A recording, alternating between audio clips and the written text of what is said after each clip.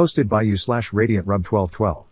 I, 24M, recently proposed to my now ex-fiancé, 23F, after 2 years of dating. We met through mutual friends at work. We started talking as friends, went on dates, and on New Year's Eve, we officially started dating. At the beginning of our relationship, she mentioned this guy, Marvin. According to her, Marvin has always had a crush on her, and during the first few months of our relationship, he texted her several times, asking her to leave me and give him a chance.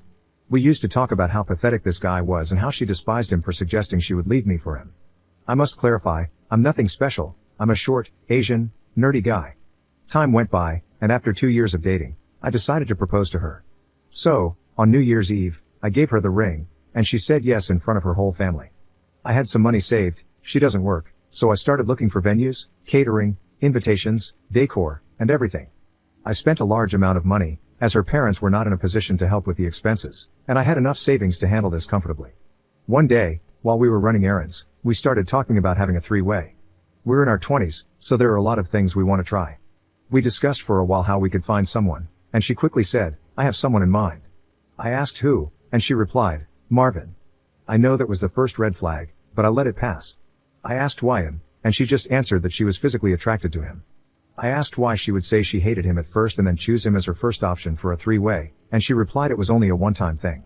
So I told her it was okay, but we needed to talk later to set rules, limits, and I would like to talk to him personally before giving the green light. During the next couple of days, she started acting really excited, coming to me to show hotels and asking when we were going to meet with him, talking about how exciting everything was. I told her we needed to discuss things first, as it's not as easy as it sounds, and we needed to set some limits. After that, she calmed down for a day or two but then started bringing up the subject again. It reached a point where she insisted so much and brought up the topic so many times that I ended up telling her that she either needed to calm down, or the three-way wasn't going to happen. She apologized and mentioned I was right, but something still didn't feel right. That afternoon, while we were taking a nap and she was sleeping, I went through her phone and found out she had been cheating on me with him for a couple of months. They had been meeting while I was at work, and she even sent him one of those kink tests you can find online to see if his kinks matched hers. To say I was furious is an understatement. She woke up while I was checking her phone, and I confronted her. She started crying, saying she was sorry and that she didn't know what she was doing. I packed my things and stormed out to stay at a hotel. That night, I got a call from her parents, accusing me of ruining the engagement and acting like a baby, saying I was the one who brought up the topic of the three-way and that their daughter wasn't at fault.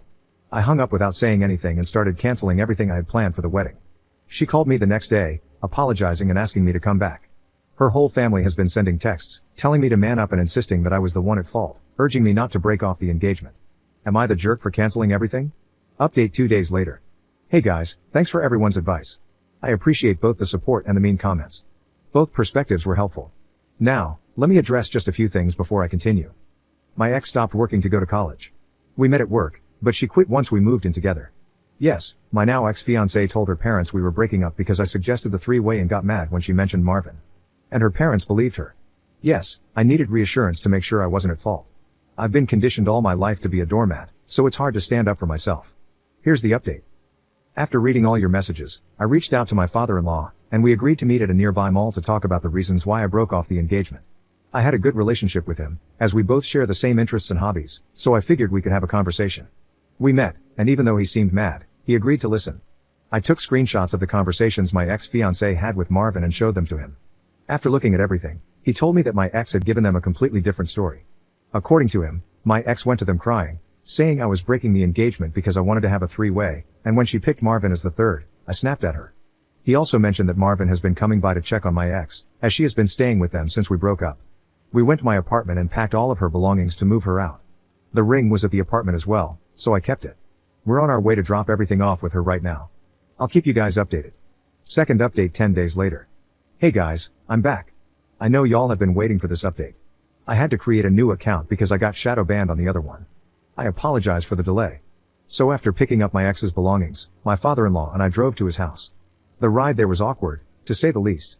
When we got there, we walked in, and guess who was there? Exactly, effing Marvin. They were all in the living room. My ex looked like she'd been crying for a while, Marvin was hugging her, and my mother-in-law was sitting next to her with a box of tissues. My mother-in-law saw me enter and immediately asked my father-in-law what I was doing there. He responded, we all need to talk about the situation, and he came to clarify some things. We all sat down, and Marvin was about to leave the room when my father-in-law said, no, please stay, you're part of this too. Marvin sat down, but it was clear he wasn't handling things well. His right leg was bouncing, and he tried his best not to make eye contact with me or my ex. My father-in-law then started by saying that I had agreed to continue with the engagement, which made my mother-in-law and my ex smile. However, my father-in-law said I had one condition: Marvin must show him his WhatsApp conversation with my ex. At that moment, I was shocked. I was about to argue, but then I understood something. Most likely, my ex had deleted the conversation with Marvin, but there was a chance Marvin hadn't. Marvin tried to protest, but my father-in-law insisted and asked him to do this for his daughter. My ex and Marvin glanced at each other, while my mother-in-law sat silently, looking at my father-in-law. Finally, Marvin stood up and left without saying anything else. My ex started crying again, but my father-in-law told her to shut up. He said I had shown him the screenshots of their conversations and that he was disappointed to have raised a cheater. My mother-in-law was in disbelief, so I showed her the screenshots too. Both of them screamed at my ex, asking how she could do something like that, especially on top of lying to their faces. In the end, my father-in-law went outside to unload her belongings in the driveway and told her to find somewhere else to stay, as she was no longer welcome there. My father-in-law apologized to me and said he would like to keep in touch to make sure I was okay.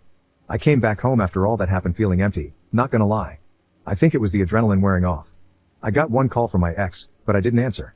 I blocked her number and spoke with security at my building to make sure she's trespassed if she comes by. I also posted on Facebook and Instagram about what happened and made sure to include the screenshots of the conversation, just so she can't twist the situation with friends and family. I'll be getting most of my money back after canceling the venue, catering, and other arrangements, so I'm planning to move to another state. I also got some STD tests done, and thankfully, I'm clean. I'll be selling the ring to recoup some of my money as well. That's the update for now. I don't think I'll be updating anymore, but I want to thank everyone for your comments, both good and bad. Hopefully, things will start to get better from here.